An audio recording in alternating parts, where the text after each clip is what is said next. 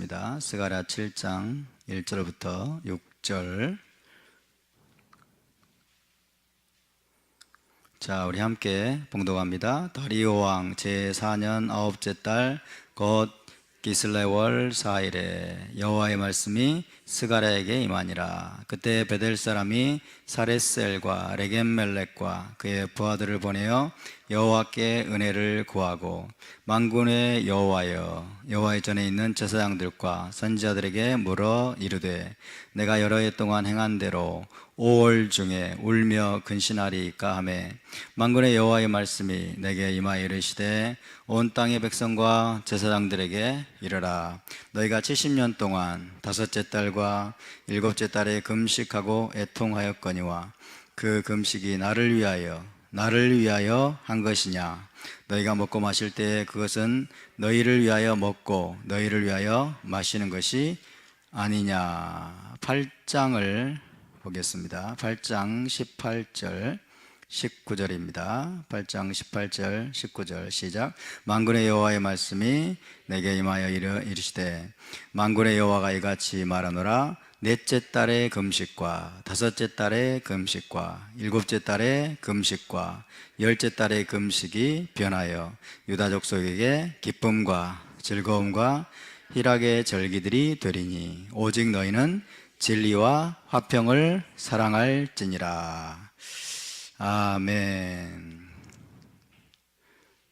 자, 이스라엘 백성들, 유대인들은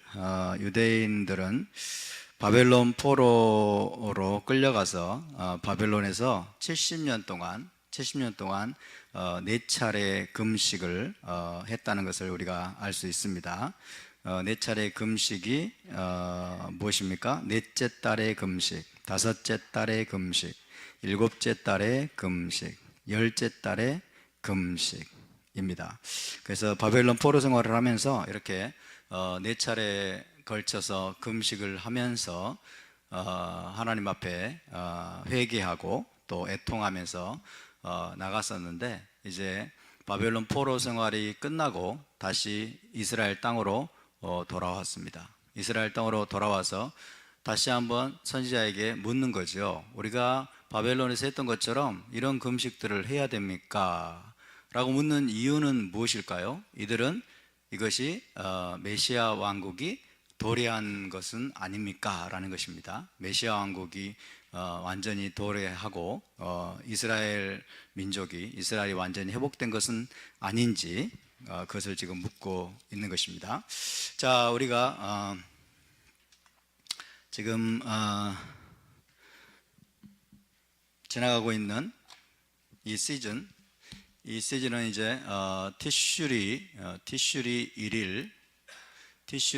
1일에서 티슈리 10일을 향해서 가고 있습니다. 티슈리 10일.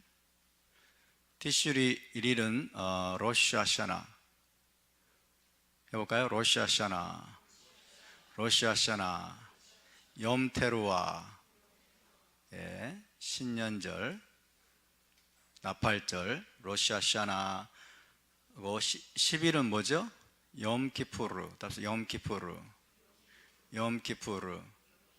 염키푸르는 대속죄일입니다.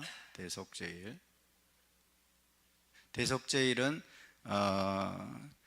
물도 마시지 않고 자신의 영혼을 괴롭게 하는 날입니다. 자신의 영혼을 괴롭게 한다는 것은 회개하는 것을 말하죠. 금식하며 자신의 죄를 회개하고 이스라엘의 국가적인 속죄를 위해서 하나님 앞에 나아가는 시간입니다.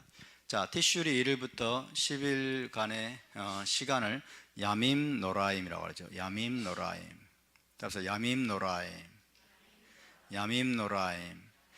노라임은 경외의 날들이다, 이런 뜻입니다. 경외의 날들, 거룩한 두려움으로 보내는 날들이다, 그런 뜻입니다. 거룩한 두려움으로 보내는 날들이다, 경외의 날들.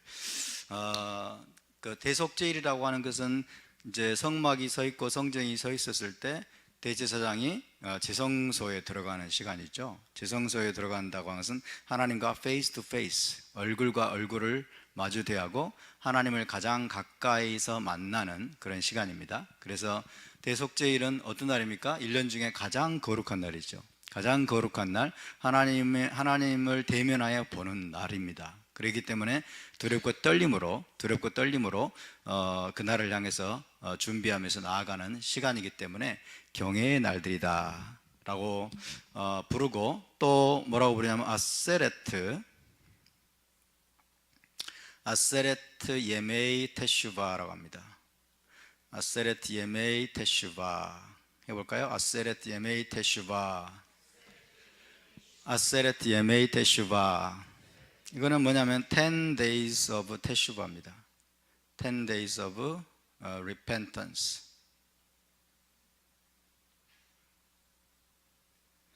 10일간의 10일의 또 회개, 테슈바 기간입니다. 10일간. 자, 엘루월 1일부터 이제 30일간은 사람과의 관계에서 지은 죄들을 회개하면서 나가는 시간이고, 테슈리 1일부터 10일까지, 로시 하샤나부터 욤 키푸르까지 10일간은 또 아세레트 예메이 테슈바, 그래서 10일간의 테슈바 기간이다. 10일 동안 또 집중적으로 하나님 앞에 두렵고 떨림으로 자신을 돌아보고 회개하고 그렇게 대속죄를 준비하는 기간이기 때문에 아세레트 예메이 테슈바라고 부릅니다. 그 중에서 자 보세요. 로시 하샤나가 지금 요즘 유대인들은 어떻게 합니까? 티슈리 1일과 2일을 나팔절 로시 하샤나로 보내고 있죠. 그래서 1일과 이틀을 이 사람들은 a long day라고 합니다. One long day, 하나의 긴 날이다. 그래서 이 달이 언제 뜰지 모르기 때문에 이 테슈리월 1일, 이 나팔절을 놓치지 않기 위해서 이틀을 하루로 삼아서 그렇게 로시 하샤나 혹은 욤 테루아로 지키고 있습니다. 그런 다음에 곧바로 이제 티슈리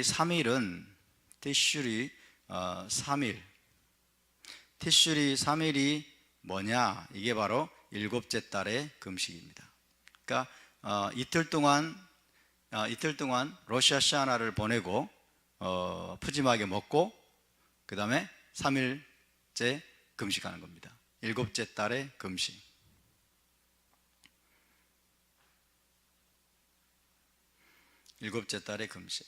일곱째 달의 금식을 뭐라고 부르냐? 좀 그달리아라고 합니다. 좀 그달리아 해볼까요? 좀 그달리아. 네, 그달리아 금식이다. 그달리아 금식. 좀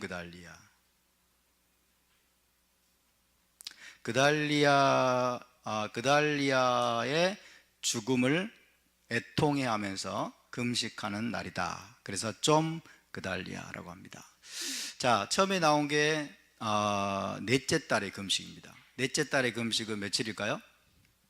넷째 달의 금식은 타무즈월 17일. 타무즈월 17일입니다. 타무즈월 17일은 금송아지를 만든 날이죠. 금송아지 우상을 만든 날이고, 다섯째 달의 금식은 뭐죠? 아브월 9일, 티샤베아브. 아브월 9일은 이스라엘 백성들이 가나안 땅에 들어가기를 거부한 날이고, 그 다음에 1성전, 2성전이 파괴된 날이죠. 그 다음에 일곱째 달의 금식일이 바로 좀 그달리아는 티슈리월 3일입니다. 티슈리월 3일. 그 다음에 열째 달의 금식일은 언제입니까? 아사라 베테벳이죠. 아사라 베테벳. 열째 달의 금식은 예루살렘이 포위된 것을 애통해하면서 그렇게 금식하는 절기입니다. 일곱째 달의 금식이 도대체 얼마나 무슨 의미가 있길래, 뭐가 그렇게 애통하고 뭐가 그렇게 중요하길래 일곱째 달의 금식을 이스라엘 백성들이, 유대인들이 해왔을까요? 자, 그 의미를 좀 한번 우리가 살펴보도록 하겠습니다. 예레미야로 가보겠습니다. 예레미야로 가보겠는데요.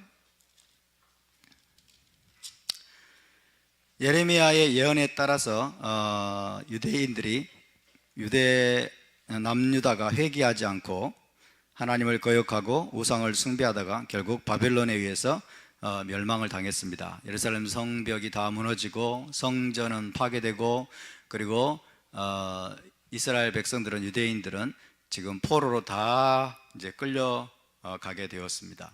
100만 명 이상이 죽었다고 그래요. 100만 명 이상이. 엄청난 살육이 일어났습니다. 100만 명 이상이. 토라를 어긴 이 대가가 얼마나 참혹한지, 하나님의 언약을 짓밟은 대가가 얼마나 참혹한지 우리는 생생하게 알아야 됩니다. 100만 명 이상이 죽고 수십만 명이 노예로 끌려가는 그런 참상이 발생을 했는데, 이때 예레미야도 이제 결박을 당해서 끌려가다가 이제 풀려나게 됩니다.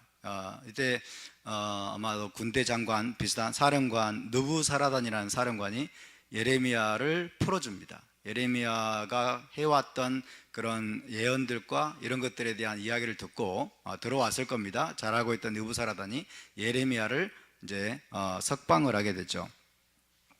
자, 40장을 보겠습니다. 일단 예레미야 40장 1절부터 한번 살펴보도록 하겠습니다. 오늘 일곱째 달의 금식, 좀 그달리아 금식의 배경이 되는 이야기를 한번 우리가 살펴보면서 우리가 이 비극을 통해서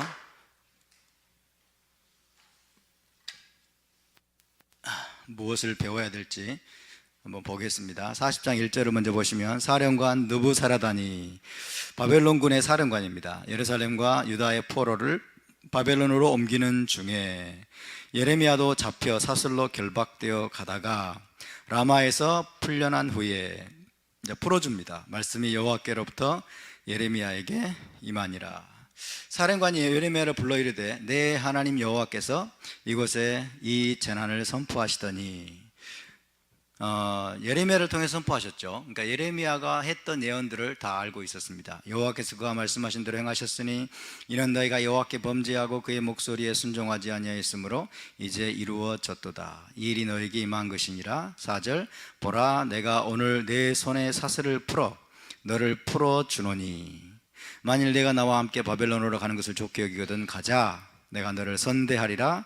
만일 나와 함께 바벨론으로 가는 것을 좋지 않게 여기거든 그만둬라. 보라, 온 땅이 내 앞에 있나니 내가 좋게 여기는 대로 옳게 여기는 곳으로 갈지니라 하면서 5절에 다시 한번 얘기합니다. 예레미야가 아직 돌이키기 전에 다시 말하는데, 너는 바벨론의 왕이 유다 성읍들을 맞도록 세운 사반의 손자 아이감의 아들 그달리아입니다. 그달리아 했는데 이거는 일관성이 없어요. 어디서는 그달리아라고 해놓고, 그달리아에게로 돌아가서 그와 함께 백성 가운데 살거나 내가 옳게 여기는 곳으로 가거나 할지니라 하고, 그 사령관이 그에게 양식과 선물을 주어 보내매.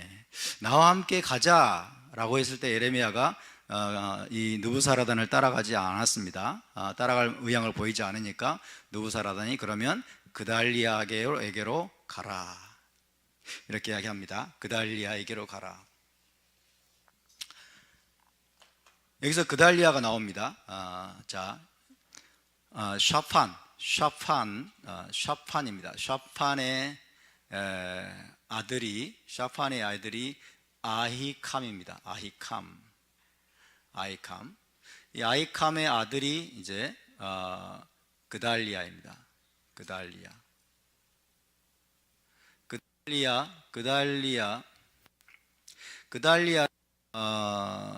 그달리아를 이제 총독이라고 하기는 좀 그러는데, 어쨌든 총독이라고 합시다. 유다 지방의 총독으로 이제 세워놓은 상태입니다. 그달리아.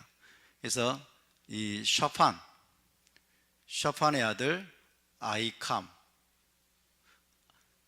아들 그달리아를 총독으로 세우고 유다 지방을 관할하고 다스리도록 그렇게 바벨론 왕 느부갓네살이 이제 권위를 위임을 해 주었습니다. 그래서 이 그달리아가 미스바라고 하는 히브리어로 미츠파입니다. 미츠파는 망대라는 뜻이에요. 망대, 파수대 이런 뜻이에요. 파수대. 망대, 파수대를 뜻하는 미스바에서 이제 거처를 잡고 근거지를 삼고 이제 유다 지역을 관할하게 됩니다. 조금 더 읽어볼까요? 그래서 6절에 예레미야가 미스바로 가서 아히감의 아들 그달리아에게로 나아가서 그 땅에 남아있는 백성 가운데서 그와 함께 사니라 그랬어요. 그와 함께 사니라. 자, 그달리아와 예레미야의 관계는 명확하지 않습니다. 어쨌든 그달리아의 리더십을 바벨론 왕이 인정을 하고 이제 그달리아에게 유다 지방을 관할하고 다스릴 수 있는 권한을 주고 그달리아를 유다의 이제 마지막 총독처럼 세워 주었는데, 그달리아가 누구냐? 아히캄의 아들입니다. 아히캄과 이 예레미야는 인연이 있습니다. 아히캄이 예레미야에게 은혜를 베풀었는데 한번 볼까요? 26장으로 가시면 예레미야 26장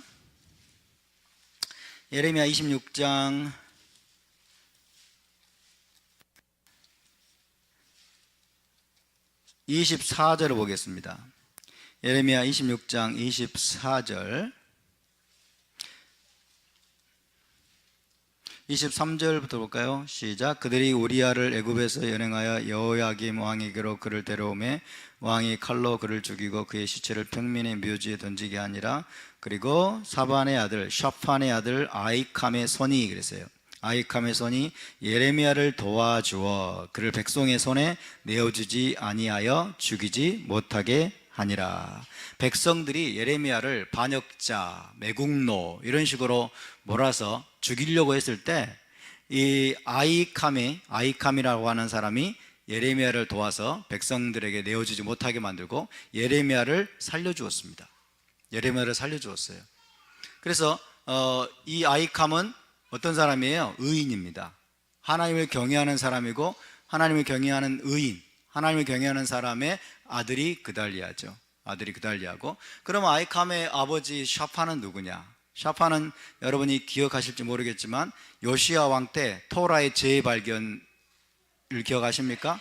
요시야 왕 때 토라를 성전에서 발견한 사람이 hil기야라고 하는 제사장이죠. hil기야가 이제 성전을 수리하다가 토라를 재발견하고 이때 샤판에게 가서 왕에게 갖다 주어라. 그래서 왕으로 하여금 읽게 만들고, 그러면서 요시야 왕 때 대대적인 부흥이 일어나게 되었습니다. 그렇죠? 토라로 돌아가는, 그리고 온갖 우상들을 나라 전역에서 척결하는 엄청난 부흥이 일어났는데, 그 주역 중에 한 인물이 바로 샤판입니다. 샤판. hil기야와 함께 왕에게 이 토라 스크롤, 재발견한 토라 스크롤을 갖다 주어서 이제 읽게 만들고, 그리고 토라 부흥, 토라 리바이벌을 이끌었던 그런 인물 중에 한 사람이죠. 그렇게 보면 이 샤판도 상당한 하나님을 경외하는 의인이었다라고 할 수 있죠. 그래서 이 가문 자체가 벌써 하나님을 경외하는 의인의 가문이었고, 그 다음에 아히캄은 특별히 예레미야를 살려주었던 그런 사람이었습니다. 그래서 예레미야는 이제 안심하고 그달리아에게로 가서 이제 후위를 도모하게 되는데, 자, 그래서 이제 여러분 이 그달리아를 한번 생각해 보십시오. 그달리아가 유다 총독으로 이제 유다 지방을 관할하게 되었을 때 어떤 일이 벌어지냐면, 이 그달리아는 이제 유다 땅에 남은 마지막 희망의 등불처럼 됩니다. 이 그달리아는. 그래서 이 그달리아가 총독으로 섬길 무렵에 유다 지역은 완전히 초토화되어버렸어요.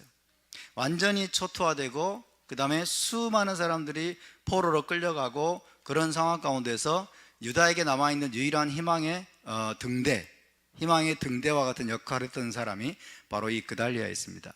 그래서 이 그달리아도 할아버지, 아버지의 교육과 또 이 핏줄을 물려받았기 때문에 이 그달리아도 상당한 선인이었고 또 의인이었던 것으로 보입니다.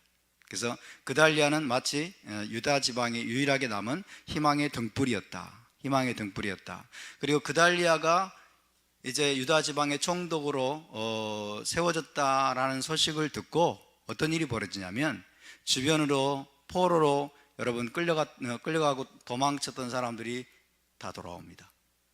다 돌아오는 놀라운 일이 일어나게 되죠.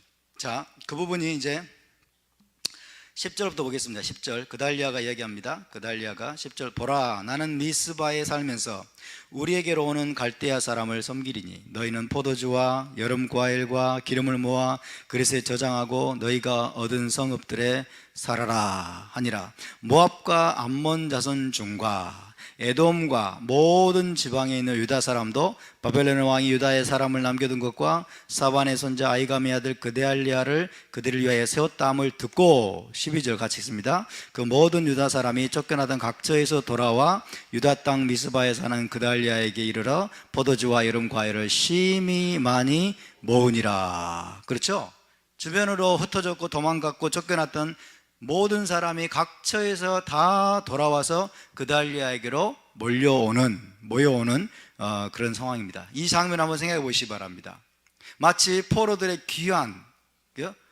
흩어졌던 포로들이 귀환하는 듯한, 그래서 소위 말하는 이제 이스라엘이 회복되는 듯한 그런 놀라운 어떤 희망의 메신저와 같은 역할을 했던 사람이 바로 이 그달리아였다 하는 것입니다. 그만큼 그달리아는 백성들의 신망이 높았고 하나님을 경외하는 사람이었고 그리고 의인이었다는 것을 우리가 알 수가 있습니다. 그래서 그달리아라는 이 한 사람 때문에 포로로 끌려갔던 도망쳤던 사람들이 각처에서 돌아와 다시 한번 유다 땅에 희망을 일구기 위한, 희망을 다시 일으켜 세우기 위한 그런 이제 작업이 꿈틀거리면서 시작되었다라고 할 수가 있겠습니다.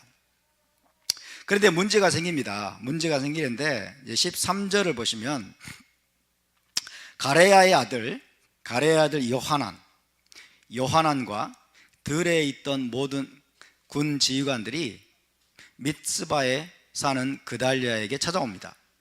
그달리아에게 찾아와서 그에게 이르되 암몬 자손의 왕 바알리스가 내 생명을 빼앗으려 하여 느다냐의 아들 이스마엘을 보낸 줄을 내가 아느냐 하되 아이감의 아들 그달리아가 믿지 아니한지라. 자, 요하난과 이제 주변에 있는 참모들이 그달리아에게 경고를 합니다.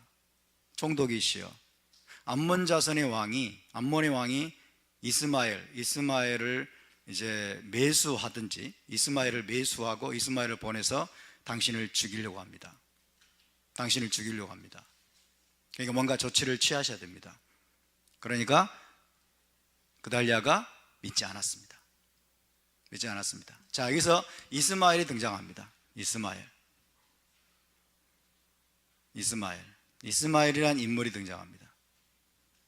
이스마엘은 시간 관계상 찾아보지 않겠습니다만 이스마엘은 왕족입니다. 왕족이에요. 말하자면 이스마엘은 다윗 가문의 후손이라는 뜻이에요. 다윗 가문의 후손으로서 이제 왕이 될 수도 있는 그런 왕족인데 암몬의 왕의 사주를 받습니다. 암몬의 왕의 사주를 받고 이스마엘이 들고 일어납니다. 음모를 꾸밉니다. 모든 백성들의 신망을 받고 있는 당시의 유다 나라의 마지막 남은 유일한 희망의 불꽃, 희망의 등대처럼 역할을 하고 있는 이 그달리아를 죽이라고 하는 그런 이제 비밀한 지령을 받게 되고 이 이스마엘이 이제 그 음모를 꾸미게 되죠. 근데 그달리아가 믿지 않아요. 그달리아가 믿지 않으니까 15절 가레의 아들 요하난이 미스바에서 그달리아에게 비밀히 말하여 이르되, 안 믿으니까 이제 은밀하게 찾아옵니다. 또 은밀하게 찾아와서 조용히 이야기합니다. 은밀하게 찾아오면 이게 진실성이 있다는 거죠. 상당히 신빙성이 있다는 거예요. 다시 한번 경고를 합니다. 비밀히 말하되 청하노니 나로 가서 사람이 아무도 모르게 느다냐의 아들 이스마엘을 죽이게 해주십시오. 어찌하여 그가 당신의 생명을 빼앗게 하여 당신에게 모인 모든 유다 사람을 흩어지게 하여 유다의 남은 자로 멸망을 당하게 하겠습니까? 이렇게 은밀하게 이야기를 하지만은 16절, 그러나 아히감의 아들 그달리아가 가레아의 아들 요하난에게 이르되 내가 이 일을 행하지 말 것이니라. 내가 이스마엘에게 대한 말은 진정이 진실이 아니니라. 자, 여러분, 그달리아는 하나님을 경외하는 사람이고 의인이었습니다. 그는 뭐예요? 그는 이스마엘을 죽이기를 거절합니다. 이스마엘을 죽이기를 거절합니다. 피를 흘리기를 거절하는 거예요. 이스마엘은 누구입니까? 형제입니다. 같은 유다 동족이고 같은 유다의 형제입니다. 그래서 이스마엘을 죽이기를 거절합니다. 살인하기를 거절합니다. 그 목적이 아무리 숭고하다고 하더라도 목적을 위해서 수단을 정당화하는 그런 일을 하지 않기로 결단하고 그것을 거절합니다. 그래서 자기에게 피해가 돌아오리라는 것은 아마 눈치챘는지 못 챘는지 모르지만은 어쨌든 형제를 죽이기를 거절하고 형제의 피를 흘리기를 거절하고 있는 자신의 정치적인 목적을 달성한 목적을 위해서 죄를 범하는 것을, 악을 행하는 것을 수단을 정당화하는 그런 잘못을 지금 이 그달리아는 범하지 않겠다라고 지금 작정을 하고 있는 것입니다. 그런데 41장으로 넘어가면 일곱째 달에 왕의 종친 엘리사마의 손자여, 보세요, 왕의 종친이 나오죠. 왕의 종친 엘리사마의 손자여 느다냐의 아들로서 왕의 장관인 이스마엘이, 이렇게 나옵니다. 그래서 이스마엘은 왕족임을 알 수 있습니다. 왕족임을. 이스마엘이 10사람과 함께 미스바로 가서, 자, 이스마엘 플러스 10명이 미스바로 가서 아히감의 아들 그달리아에게 이르러 미스바에서 함께 빵을 먹다가 느다냐의 아들 이스마엘과 그와 함께 있던 10사람이 일어나서 바벨론의 왕의 그 땅을 위임했던 샤판의 손자 아히감의 아들 그달리아를 칼로 쳐 죽였고, 10명이 이스마엘과 10사람이 빵을 함께 먹는 척 하다가 일어나서 그달리아를 칼로 쳐 죽였습니다. 이스마엘이 또 미스바에서 그달리아와 함께 있던 모든 유다 사람과 거기에 있던 갈대아 군사를 다 죽였습니다. 그가 그달리아를 죽인 지 이틀이 되었어도 이를 아는 사람이 없었더라.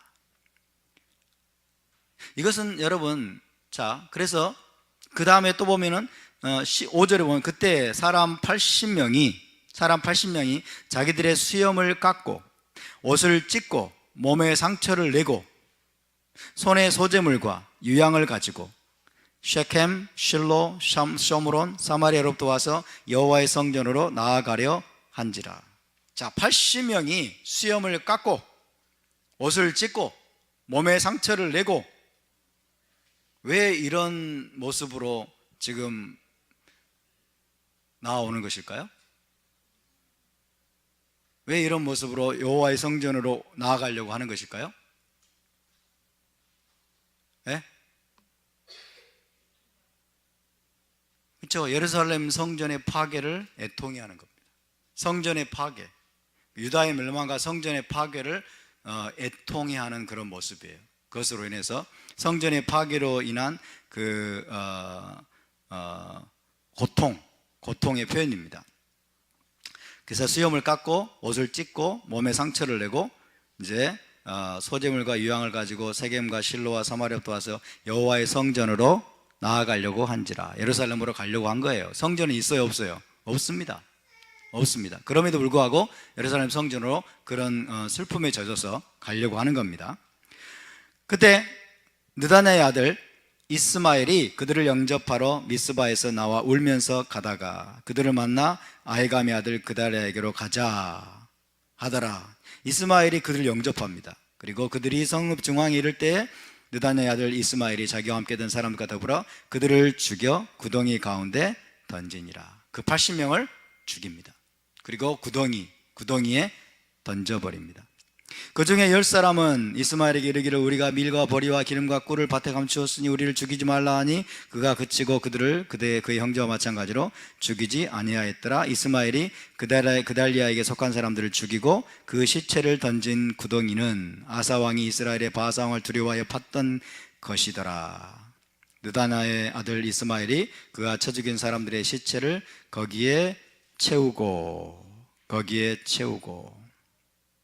그래서 여러분, 자 이제 이스마엘이 그달리아를 쳐 죽이고 그달리아의 부하들을 다 죽이고 그 다음에 예루살렘 올라가서 여호와의 성전으로 나아가려고 애통하는 마음으로 그달리아를 먼저 만난 다음에 가려고 했던 것이에요. 근데 그들까지도 죽입니다. 한 10명을 제외하고는. 자, 그달리아와 그달리아의 부하들의 죽음, 이것은 무엇을 의미할까요?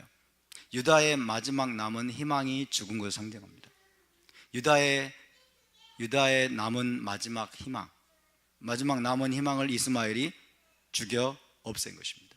유다의 등불이 완전히 꺼져버린 것을 상징합니다. 그래서 그 결과 어떤 일이 벌어졌느냐, 뒤에 이제 일어나는 사건은 그 결과 어떤 일이 벌어졌느냐면, 여러분, 나머지 모든 사람들이 요하난을 중심으로 해가지고 나머지 모든 사람들이 이제 이스라엘 땅을 떠나서 애굽으로 가게 됩니다. 바벨론 왕을 두려워해서 애굽으로 다 도망가게 됩니다. 애굽으로 도망가기 전에 예레미야에게 묻습니다. 우리가 정말 당신의 하나님 여호와의 말씀에 순종하려고 하오니 하나님께 좀 물어봐 주소서. 우리가 애굽으로 가리이까 말리이까. 그러니까 하나님께서 예레미야를 통해서 분명하게 말씀하십니다. 가지 말아라. 너희가 이 땅에 남아있으면 내가 너희에게 자비를 베풀 것이고 바벨론 왕도 너희에게 자비를 베풀게 하리라. 그러나 너희가 이 땅을 떠나면, 그래서 애굽으로 내려가면 내가 끝까지 너희를 쫓아가서, 바벨론 왕의 칼이 너희를 쫓아가서 너희를 다 죽일 것이다. 하나님이 경고를 하셨음에도 불구하고 이 사람들은 듣지 않습니다. 그리고 전부 다 애굽으로 내려가 버립니다. 자, 그달리아 이 총독의 죽음, 그달리아 애굽의 이스라엘의 유다의 마지막 남은 희망의 등불로서 많은 포로들을 돌아오게 만들었고, 다시 한번 유다 나라의 재건을 도모할 수 있었던 그 그달리아 총독의 죽음은 유다의 마지막 희망이 사라진 것을 의미하고, 그 결과 어떤 일이 벌어졌다고요? 모든 남은 유대인들이 애굽 땅으로 다 내려가 버립니다. 이것은 무엇을 의미하냐면, 여호수아 시대 이후로 여러분, 이스라엘 땅에 이스라엘 백성의 존재가 처음으로 완전히 사라진 사건이에요. 여호수아 시대 이후로, 그 땅을 정복한 이후로, 여러분, 그때까지 이스라엘 백성들은 계속해서 그 땅에서 살아 있었어요. 바벨론 포로로 끌려갈 때도 여전히 유다 땅에 유대인들이 살아 있었고 남아 있었는데, 그달리아의 죽음으로 말미암아서 이제 거기 나와 있는 모든 유대인들이 다 애굽으로 내려가 버립니다. 그리고 예레미야까지 끌고 가요. 예레미야까지 끌고 가고, 모든 유대인들이 그 땅 이 애굽으로 내려감으로 말미암아 한마디로 말해서 유다 땅은 암흑의 땅이 되어버립니다. 흑암의 땅이 되어버립니다. 마지막 남은 희망의 불꽃이 여러분 꺼져버린 사건입니다. 그래서 이 그달리아 사건이 중요한 거예요. 그래서 유대인들이 좀 그달리아를 하는 겁니다. 그달리아의 죽음을 애통해서 유다의 마지막 남은 희망의 불꽃이었던, 마치 메시아와 같은 존재였던 이 그달리아의 죽음으로 인해서 모든 유대인들이 다 그 땅에서 완전히 이제 제거되고 애굽으로 다 내려가고, 이제 이 유다 땅, 이스라엘 땅이 말 그대로 암흑의 땅, 흑암의 땅이 되어버렸던 것을 애통해하고 가슴 아파하고 또 회개하는 그런 시간을 갖는 것입니다. 할렐루야. 그래서 좀 그달리아는 결코 우리에게 무의미한 사건이 아니다. 좀 그달리아는 굉장히 가벼운 사건이 아니라는 것을 기억해야 됩니다. 그렇다면 좀 그달리아, 이 그달리아가 죽임당하고 살해당한 사건이 오늘 우리에게 무슨 의미가 있겠습니까? 자, 보세요, 여러분. 이스마엘은 이스라엘의 왕족입니다. 그달리아도 유대인입니다. 자, 이스마엘이라고 하는 사람이 형제가 형제를 대적하여 살인을 행한 것입니다. 동족이 동족을 대적해서 살인을 행한 것입니다. 그렇죠? 이게 뭐예요? 형제살인이에요. 형제살인. 좀 그달리아를 우리가 맞이하면서 여러분, 형제살인이 얼마나 무서운 것인지, 사실은 이것은 인류에게 있는 고질병입니다. 그리고 이스라엘에게 있는 고질병입니다. 인류에게 여러분 내재해 있는 고질병,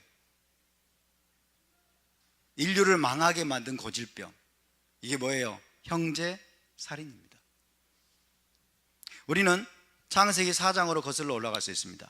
이 그달리아가 암살당한 사건을 보면서 우리는 먼저 창세기 4장으로 우리가 되돌아가 볼 수 있습니다.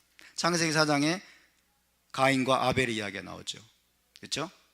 그래서 가인 안에 있었던 아벨을 향한 미움, 분노, 증오, 시기, 질투, 이것이 자기의 아우, 자기의 핏줄이었던 아벨을 쳐 죽이게 만들죠. 그래서 여러분, 인류 안에 내재된 이 고질병, 뿌리 깊은 형제살인의 영, 형제에 대한 이것을 유대인들은 뭐라고 말하냐? 시나트 히남이라고 하죠. 시나트 히남. 시나트 히남은 베이스리스, 근거 없는, 베이스리스 헤이트리드입니다. 근거 없는 증오예요. 근거 없는 증오. 까닭 없는 증오. 까닭 없는 증오. 형제 간의 증오, 미움, 분노, 그리고 살인의 영. 형제 간의 갈등, 충돌, 전쟁. 이것이 토라에서 계속 나오고 있는 비극의 원천입니다. 토라에서 계속 나오고 있는 비극의 여러분 근본 원인이 되고 있습니다. 가인은 아벨을 죽였습니다. 이스마엘은 이삭을 미워했습니다. 이스마엘은 이삭을 질투했습니다. 형제 간의 시기 질투, 형제 간의 미움, 형제 간의 분노, 형제 간의 증오, 형제 간의 갈등, 이것이 인류의 근본적인 문제 중에 하나고 토라에서 계속 반복되는 죄악의 패턴입니다. 그리고 에서는 야곱을 증오하고 미워하고 에서의 분노를 피해서 야곱은 도망칠 수밖에 없었죠. 이스마엘과 10명의 사람들이 함께 떡을 먹다가 그달리아를 쳐 죽인 것처럼 여러분, 야곱의 아들 10명이 요셉을 살해한 것과 같습니다. 그렇죠? 요셉을 살해한 것과 같아요. 요셉을 노예로 팔아버리고 야곱에 있어서는 요셉이 들짐승에게 찢겨 죽었다. 그렇죠? 이게 뭐예요? 형제 살인의 영이에요. 형제 간의 그 미움과 증오와 분노와 질투입니다. 아버지로부터 채색 옷을 받았고 아버지의 사랑을 독차지했던 여러분 요셉을 시기하고 질투하고 그래서 증오하고 미워했던 형제 살인의 영, 형제 간의 뿌리 깊은 미움과 분노, 증오, 이것이 극명하게 드러나는 사건이 바로 이 사건입니다. 그렇지만 그달리아는 어떠했습니까? 그달리아는 형제 살인의 만행을 저지르기를 거부했습니다. 그달리아는 하나님을 경외하는 사람이었고 의인으로서 형제를 미워하고 그 다음에 이 이스마엘을 미리 죽이게 해달라고 하는 그 요구를 거절했습니다. 자신의 정치적인 목적을 달성하기 위해서, 자신의 목적을 정당화하기 위해서 여러분 잘못된 수단을 사용해서 형제를 미워하고 죽이기를 거절했던 사람이 바로 이 그달리아입니다. 오늘 우리의 마음은 어떠합니까? 유대 공동체를 마지막으로 여러분 암흑으로 몰아넣고 유대 공동체를 마지막으로 무너지게 만들었던 것은 바벨론 군대가 아니었습니다. 희망이 있었습니다. 그달리아를 통해서 유대 공동체가 새롭게 일어날 수 있는 희망이 있었습니다. 근데 그 희망을 무참하게 파괴해버렸던 원인은 바벨론 군대가 아니었어요. 그것은 유다 공동체 내에 있는 형제 간의 질투와 분노와 미움과 살인이었습니다. 그것이 망하게 만들었어요, 마지막으로. 그래서 여러분, 이 시나트 희남, 까닭없는 증오와 분노, 그리고 미움, 이런 것들을 우리가 이 대속죄를 향해 가면서 우리 안에 남아있는 그 뿌리를 우리가 철저하게 뽑아야 될 줄로 믿습니다. 철저하게 우리가 이것을 회개해야 됩니다. 형제를 미워하는 것은 살인한 것이라고 사도 요한은 우리에게 가르쳐 주었습니다. 형제를 향한 미움과 시기와 질투가 우리 안에 조금이라도 남아있는지, 우리가 형제에게 여러분 잘못을 하고 형제에게 악을 행한 것은 이것은 곧 하나님께 악을 행한 것과 같습니다. 우리가 하나님과 맺은 언약은 하나님만을 섬기는 언약이 아니라 형제를 섬기기로 한 언약임을 기억하시기 바랍니다. 아멘. 언약의 본질은 하나님을 향한 섬김만이 아니라 형제를 향한 섬김이라는 것을 기억하시기 바랍니다.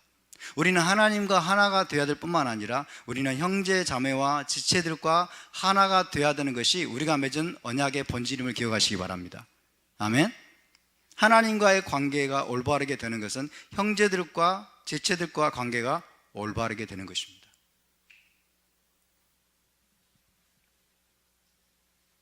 그래서 여러분, 우리 사도들은 우리에게 요구하는 것은 시나트가 아니라 아하바트 희남입니다. 아하바트 희남, 까닭 없는 사랑입니다. 까닭 없는 사랑, 근거 없는 사랑, 무조건적인 사랑. 예수와께서 십자가에서 보여주셨던, 우리가 아직 죄인 되었을 때, 우리가 엉망진창일 때, 우리가 아무 자격이 없을 때, 그분의 사랑을 받을 자격이 없고 도저히 그분의 임재 앞에 설 수도 없는 그런 존재였을 때 우리 주님께서 십자가에서 보여주셨던 그 아하바트 희남입니다. 무조건적인 사랑, 근거 없는 사랑, 까닭 없는 사랑. 도대체 주님 왜 나를 사랑하십니까? 나 같은 자를 주님 왜 사랑하십니까? 나는 아무 자격이 없는데, 아무것도 한 게 없는데, 당신 앞에 설 수 있는 아무 근거도 없고 자격도 없는 자를 주님 왜 사랑하십니까? 라고 우리가 통곡하면서 울어본 적이 있지 않습니까? 그 아하바트 희남, 그 사랑을 저와 여러분이 우리 마음속에 다시 한번 다운로드 받아야 될 줄로 믿습니다. 주님의 사랑이 우리 안에 충만하게 채워지는 이 시즌이 될 수 있기를 바랍니다. 아멘. 사도 베드로는 베드로전서 4장에서 말씀합니다. 만물의 마지막이 가까웠으니 그러므로 너희는 정신을 차리고 근신하여 기도하라. 무엇보다 서로 뜨겁게 사랑할지니, 무엇보다 서로 뜨겁게 사랑할지니. 사랑은 허다한 허물을 덮느니라. 허다한 허물을 덮느니라. 우리의 허물이 많습니다, 여러분. 저와 여러분의 허물이 많습니다. 우리의 부족함이 너무나 많습니다. 저도 마찬가지입니다. 우리 지체들의 허물이 우리 눈에 보일 수 있습니다. 왜? 토라를 배운 사람들은 잘 보여요. 잘 보입니다. 그런데 토라를 제대로 한 사람들은, 그 예수와를 우리가 닮아가고 있는 사람들은 무엇보다도 서로 뜨겁게 사랑할지니. 진정한 사랑은 뭐예요? 허물을 덮어주는 것.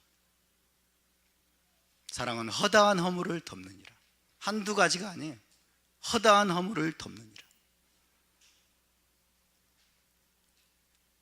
우리는 언약 안에서 한 가족으로 부름을 받았습니다. 아멘. 언약 안에서 한 가족으로 부름을 받았어요. 가족들은 가족의 허물을 덮어줍니다. 가족들은 자기 가족의 허물을 동네 방네 광고하고 옮기고 떠들어대고 그렇게 하지 않습니다. 허물을 덮어줍니다. 우리 안에 정말 메시아의 사랑이 있는지, 메시아의 사랑이 우리를 강권하고 있는지, 메시아의 사랑으로 우리가 서로 사랑하고 뜨겁게 서로 사랑하라고 하는 이 사도 바울의, 사도 베드로의 명령을 우리가 정말 가슴 깊이 우리가 정말 새기면서 그런 의도를 가지고 있는지. 여러분, 우리가 토라를 배우는 가장 중요한 목적이 무엇입니까? 사랑하기 위함이에요. 아멘? 토라를 배우는 가장 중요한 목적은 사랑, 그리스도의 사랑을 나타내기 위한 것을 믿으시기 바랍니다. 무엇보다 서로 뜨겁게 사랑할지니 사랑은 허다한 허물을 덮느니라. 여러분, 허물을 덮어주시기 바랍니다. 허물을 덮어주시고 허물을 지적하지 마시고 허물을 드리지 마시고 허물을 동네방네 이 사람 저 사람에게로 광고하면서 다니지 마세요. 광고하면서. 그것은 사랑이 아닙니다. 여러분이 어떤 일을 하려고 할 때 항상 자기 자신에게 물어보세요. 내가 사랑으로 하고 있나? 내가 사랑으로 하고 있나? 그리고 토라의 가장 중요한 정신이 뭐라고 그랬어요? 피크와 큰 네펫이라고 했죠? 생명을 살리는 것. 내가 살리기 위해서 이 일을 하고 있나?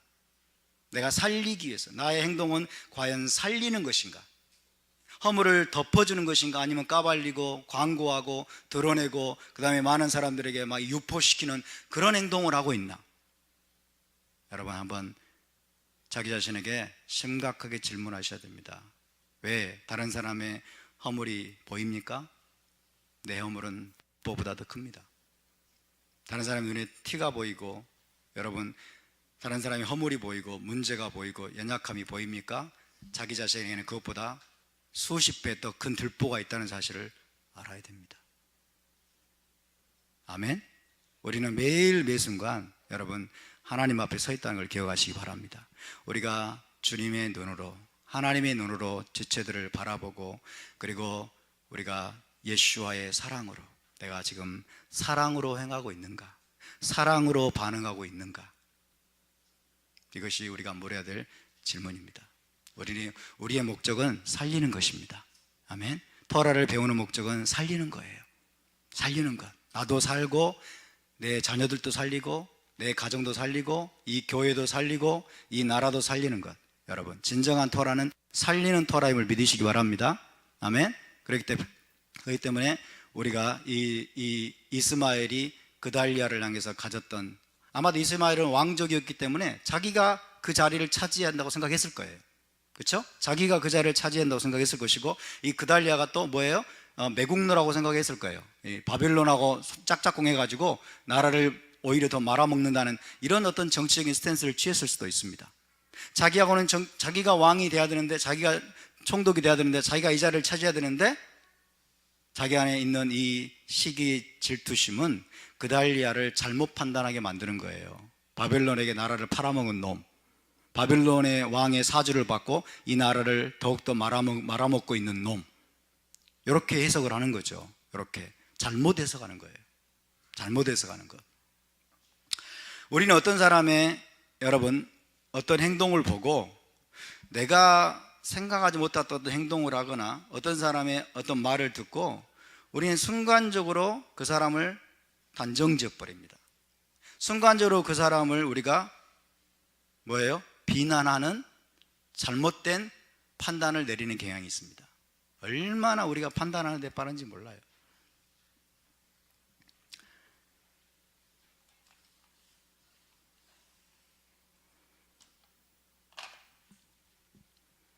자, 영어에 보면 이런 게 있어요. Give somebody the benefit of doubt라는 표현이 있습니다. The benefit of doubt. 누구누구에게 the benefit of doubt, 이런 표현이 있어요. 자, 어떤 사람의 행동을 선의로 해석하다, 이런 뜻이에요. 선의로 해석하다. 혹은 긍정적으로 해석하다, 이런 게 있습니다. 그러니까 예를 들면 이런 거예요. 예를 들면, 자, 길을 가다가 두 사람이 예를 들어서 카페에서 나오는 모습을 봤어요. 근데 두 사람이 내가 볼 때는 만나서는 안 되는 그런 모습, 그런 상태인데, 두 사람이 카페에서 나오면 우리는 곧바로 판단을 내립니다. 그죠? 곧바로 판단을 내려요. 또 예배를 드려야 되는데, 준비해야 되는데, 예배 순서를 맡았는데 빨리 와야 되는데, 예를 들어서 예배 시간이 늦어요, 어떤 사람이. 그러면 속에서 부글부글 끓으면서 이 인간 또 늦네 그러면서 또 판단을 내리죠, 즉각적으로. 그때 내리는 판단은 전부 다 부정적이에요. 근데 왜 늦었는지 압니까? 내가 왜 늦었는지 모르잖아요. 뭐 때문에 늦었는지. 그렇죠? 중간에 오다가 예배가 시간이 다 됐지만은 어떤 사람이 죽어가서 그 사람을 뭐 앰뷸런스 불러가고 병원에 보내주고 오는 건지 모르잖아요. 우리는 전체 그림을 다 알지도 못하면서, 전체 그림을 다 알지도 못하고 진짜 어떤 사람이 의도가 무엇이고 동기가 무엇이고 무엇 때문에 그런 행동을 하게 됐는지 알지도 못하고 한 자락만 보고 이 사람 전체에 대해서 완전히 악의적으로 판단하는 악한 성향을 가지고 있어요. 내가 직접 저 사람에게 어떤 말을 듣지도 않았는데 어떤 사람, 다른 사람이 전해준 그 말을 듣고 우리가 그 사람을 그렇게 단정지어버려. 이런 일들이 얼마나 비일비재하게 일어나는지 몰라요. 얼마나 비일비재하게. 우리가 그것을 철저하게 버려야 됩니다. 그래서 우리나라 법 체계에도 뭐예요? 무죄 추정의 원칙이 있잖아요. 1심 막 다툽니다. 뭐 예를 들어서 5년이 떨어질 수 있죠. 2심 막 다툽니다. 3년, 3심으로 갑니다. 대법원에서 최종적인 심판이 내려질 때까지는 이 사람 무죄라는 거예요. 이 사람 무죄라는 거예요. 무죄. 그래서 무죄인 것처럼 그 사람을 대해야 돼요. 근데 우리나라는 여론 재판을 해버리고 언론이 막 이 사람을 완전히 죄인으로 만들어버려요. 이게 우리나라 국민성인지도 모르겠어요. 그러나 여러분, 그러면 안 된다는 거예요. 이것이 바로 토라에서 나온 겁니다. 3심 대법원에서 최종 판결이 모든 증거를 통해서 정말 최종 판결이 내려질 때까지는 철저하게 무죄로 간주가 돼야 되기 때문에 구속에서도 안 되고 불구속 재판의 원칙을 그대로 시행을 하는 거예요. 불구속 재판을 하고 그 다음에 모든 이제 다툼의 여지가 있는 그런 문제들에 대해서 철저하게 자기 변론을 할 수 있는 기회를 주고, 그러면서 이 사람이 진짜로 죄인이라는 사실이 최종적으로 드러날 때 이제 거기에 합당한 형량을 때리는 거죠. 그 전까지는 누구도 죄인으로 간주되면 안 되는 거예요. 근데 우리나라는 완전히 법이 망가졌습니다. 이게 우리 책임 아닙니까? 저와 여러분 책임 아닙니까? 우리가 지금 매일같이 그런 짓을 하고 있는 거 아닙니까? 어떤 사람에 대해서 한두 가지 행동이 마음에 안 들면, 내가 생각하기에 도저히 일어날 수 없는 할 수 없는 행동을 했다면 우리는 그 사람을 벌써 단정부터 합니다. 그리고 정죄부터 합니다. 마음속으로 비난부터 합니다. 비난부터.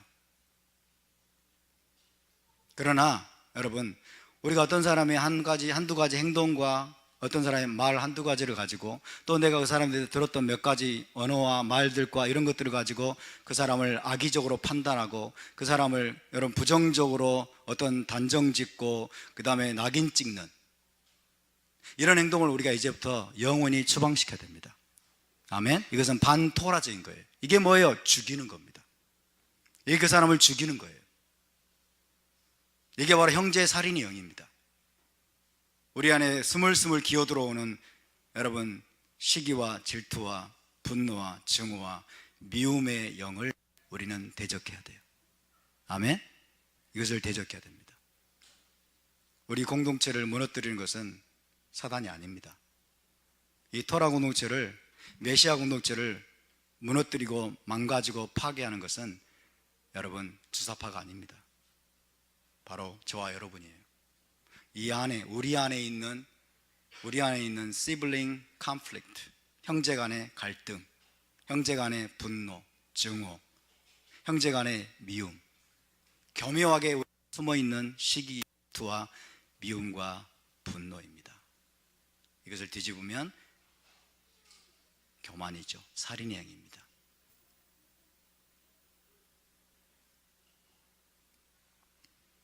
그래서 이 사건이 중요한 것입니다. 이스마엘이 그달리아를 쳐 죽인 사건. 그로 인해서 유다의 마지막 남은 희망이 무너져 내리고, 그리고 온 유대인들이 이제 애굽으로 내려가서 이스라엘 땅을 완전히 암흑천지가 되어버린, 이것이 하나님의 심판이었습니다. 또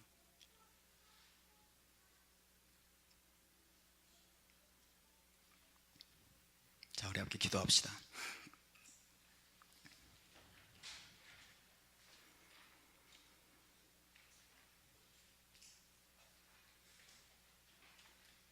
우리는 죄에게 자리를 내어주어서는 안 됩니다.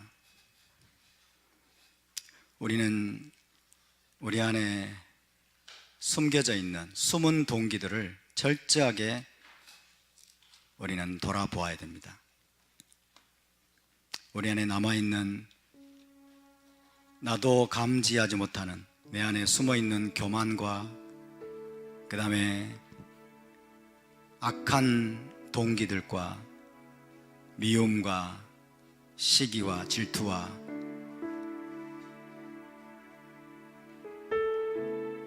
형제 살인의 영이 내 속에 숨어 있진 않는지, 정말 나의 목적은 사랑하는 것인지, 나의 목적은 정말 살리는 것인지,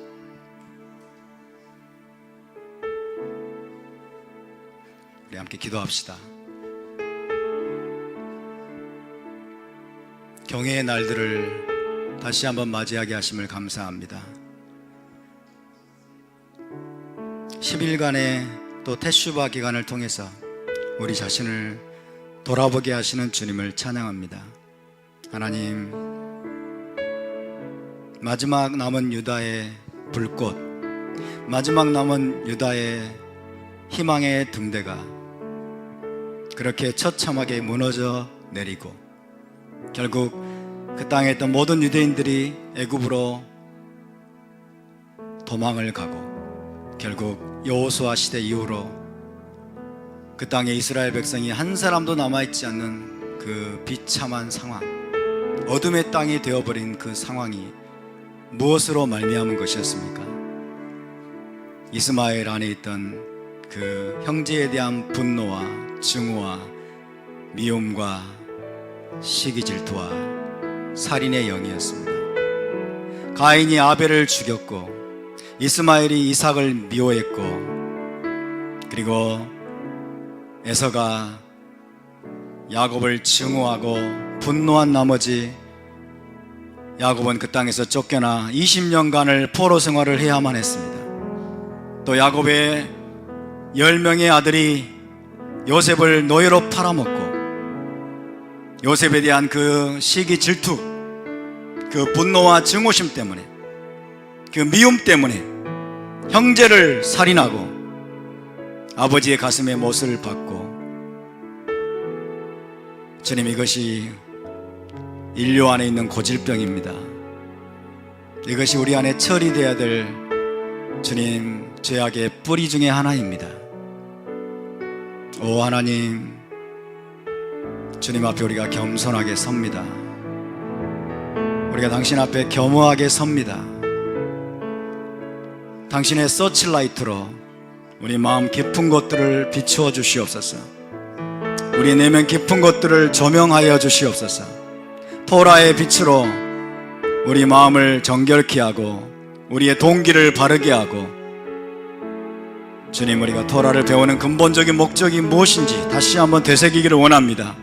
만물의 마지막이 가까웠으니 그러므로 너는 정신을 차리고 근신하여 기도하라. 무엇보다 서로 뜨겁게 사랑할지니 사랑은 허다한 허물을 덮느니라. 사랑은 허다한 허물을 덮느니라. 주님, 우리가 살리는 자가 되기를 원합니다. 주님, 우리가 세우는 자가 되기를 원합니다. 주님, 우리가 사랑하는 자가 되기를 원합니다. 주님, 우리가 사랑하기 위해서 토라를 배우게 도와주시고, 메시아의 사랑을 우리가 많은 사람들에게 드러내고 나타내는 자가 될 수 있도록 주님, 우리의 내면을 근본적으로 만져주시고 주님 새롭게 하여 주시기를 원합니다. 우리 함께 다 같이 동성으로 기도합시다. 거룩하신 아버지, 감사와 찬양을 올려드립니다. 주님, 다시 한번 우리의 내면이 정결케 되기를 원합니다. 우리의 마음이 정결케 되기를 원합니다. 이제 우리가 다른 사람이 아니라 바로 나부터 변화되기를 원하고, 나부터 새롭게 되기를 원하고, 나부터 새 영과 새 마음으로 거듭나기를 원합니다. 주님, 우리의 동기를 다시 한번 살피게 도와주시고, 주님, 우리가 하나님을 대신하지 않도록 도와주시옵소서. 하나님의 자리에 우리가 올라서지 않도록 도와주시기를 원합니다. 오 아버지, 토라에서 계속해서 반복되는 주님 그 악한 사이클을 우리가 끊어버리기를 원합니다. 그 악한 사이클을 우리가 끊어버리기를 원합니다. 주님, 우리가 주 예수와를 본받기를 원하고 주 예수와를 따라가기를 원합니다. 주님, 우리 모두가 한마음 한뜻으로 서로를 깊이 있게 사랑하고 섬기고 주님 허물을 덮어주며 우리가 메시아의 공동체로, 메시아의 몸으로 우리가 세워져가는, 든든하게 세워져가는 천국 가족이 되게 도와주시고 하나님 나라의 군대가 되도록 주님 은혜를 더하여 주시옵소서. 우리 당신의 은혜가 필요합니다. 당신의 사랑이 필요합니다. 당신의 빛과 진리로 우리를 새롭게 하여 주시는 그 은혜로 우리를 채워 주시옵소서. 하나님 공동체 가운데, 주님 사랑하는 주님 토라 공동체 가운데 주님 당신의 성령을 부어 주시옵소서. 주님 공동체를 정결케 하여 주시옵소서. 당신의 거룩한 공동체로 구별될 수 있도록 하나님 은혜 위에 은혜를 더하여 주시옵소서. 주님, 우리가 무엇보다도 서로를 뜨겁게 사랑하는 공동체가 되게 도와주시고, 주님, 우리 안에 악한 마음이 없게 하여 주시고, 주님, 서로가 서로를 세워주며 서로가 서로를 사랑해주며 서로의 장점을 더 크게 보아주는 주님 좋은 눈들이 열리게 하여 주시옵소서. 주님, 이 마지막 경외의 날들 가운데 주님 거룩한 대속죄를 앞두고 우리가 하나님과 주님 지체들 앞에 주님 지은 죄들이 있으면, 허물이 있으면 주님 용서를 구하고 회개하며 나가기를 원합니다. 주님 은혜 위에 은혜를 더하여 주시옵소서. 우리가 정결케 되기를 원하나이다. 살아나기를 원하나이다. 주님, 각 사람 모두가 살아나게 하여 주시옵소서. 주님, 살아나게 하여 주시옵소서. 우리를 살려주시옵소서. 주님, 우리가 하나님의 온전하신 뜻을 더 알기 원하고 하나님의 생명을 더 알기 원합니다. 하나님, 우리를 살려주시옵소서. 우리의 모든 허물을 지시고 십자가를 지셨던 그 예수와의 그 크신 사랑을 우리도 더욱더 깊이 깨닫고 실천하는 자들이 되기를 원합니다. 이 공동체 안에 서로 간에 뜨거운 사랑이 흘러 넘치기를 원합니다. 예수와의 사랑이 흘러 넘치기를 원합니다. 주님께서 우리에게 보여주셨던 그 사랑이, 십자가의 사랑이 우리에게 더욱더 크게 큰 가르침으로 주님 임하기를 원합니다. 예수와의 그 사랑이 우리에게 더욱더 부어지게 하여 주시옵소서. 주님, 당신의 마음을 우리에게 더욱더 부어주시옵소서. 주님, 넉넉하게 담을 수 있는 마음이, 넉넉하게 품을 수 있는 사랑의 그릇이 더욱더 크게 하여 주시고, 주님, 우리가 주님 토라의 말씀으로 다른 사람을 재단하기에 앞서 넉넉하게 웃어넘기고, 넉넉하게 보아넘기고, 넉넉하게 사랑으로 품을 수 있는 큰 사랑의 사람들이 되어질 수 있도록 우리 사랑의 사이즈를 키워주시옵소서. 우리의 마음이 주님 넉넉한 마음이 되게 하여 주옵소서. 하나님의 마음을 담은, 예수와의 사랑의 마음을 담은 넉넉한 마음이 되게 하여 주옵소서. 각 지체들의 주님 상처난 마음들을 주님 만져주시고, 찢어진 마음들 싸매어 주시고, 주님 깊은 탄식과 슬픔과 눈물의 마음들이 있으면 위로하여 주시고, 당신의 사랑으로 치유하여 주시며, 당신의 사랑이 차고 흘러 넘쳐서 이 공동체 안에 주님 쓰러져 있는 지체들, 옆에 있는 지체들을 더욱더 돌아보고 보듬어줄 수 있는 넉넉한 사랑의 마음을 품은 그런 이스라엘로 서게 하여 주시옵소서. 주님, 도와주시옵소서. 우리가 나라는 품을 수 있을 때 주님, 내 가족, 옆에 있는 내 지체들은 품을 수 없는 주님 반쪽짜리 그런 크리스찬이 되지 않기를 원합니다. 주님, 나라를 품고 주님 지역을 품고 옆에 있는 지체들을 품을 수 있는 넉넉한 큰 사랑의 사람들이 되기를 원합니다. 당신의 사랑을 주님 예수와를 통하여 보여주셨듯이 주님, 당신의 사랑을 우리 신령 가운데 부어주셔서 우리도 예수와를 따르는 당신의 진정한 탈미님으로 서서 당신의 사랑을 보여주고 행할 수 있는 넉넉한 사랑의 사람들이 될 수 있도록 하나님 은혜를 더하여 주시옵소서. 만군의 여호와의 말씀이 내게 임하여 이르시되 온 땅의 백성과 제사장들에게 이르라. 너희가 70년 동안 다섯째 달과 일곱째 달에 금식하고 애통하였거니와 그 금식이 나를 위하여 한 것이냐. 만군의 여호와가 이같이 말하노라. 넷째 달의 금식과 다섯째 달의 금식과 일곱째 달의 금식과 열째 달의 금식이 변하여 유다 족속에게 기쁨과 즐거움과 희락의 절기들이 되리니 오직 너희는 진리와 샬롬을 사랑할지니라. 진리와 샬롬을 사랑하는 샬롬의 공동체가 되게 하여 주시옵소서. 비판을 받지 아니하려거든 비판하지 말라. 너희가 비판하는 그 비판으로 너희가 비판을 받을 것이요 너희가 헤아리는 그 헤아림으로 너희가 헤아림을 받을 것이니라. 어찌하여 형제의 눈 속에 있는 티는 보고 내 눈 속에 있는 들보는 깨닫지 못하느냐. 보라, 내 눈 속에 들보가 있는데 어찌하여 형제에게 말하기를 나로 내 눈 속에 있는 티를 빼게 하라 하겠느냐. 외식하는 자여, 먼저 내 눈 속에서 들보를 빼어라. 그 후에야 밝히 보고 형제의 눈 속에서 티를 빼리라. 주님, 정말 우리는 아무것도 아닙니다. 우리는 수시로 넘어집니다. 우리는 수시로 갈팡질팡합니다. 정말 우리는 너무나 연약한 자들입니다.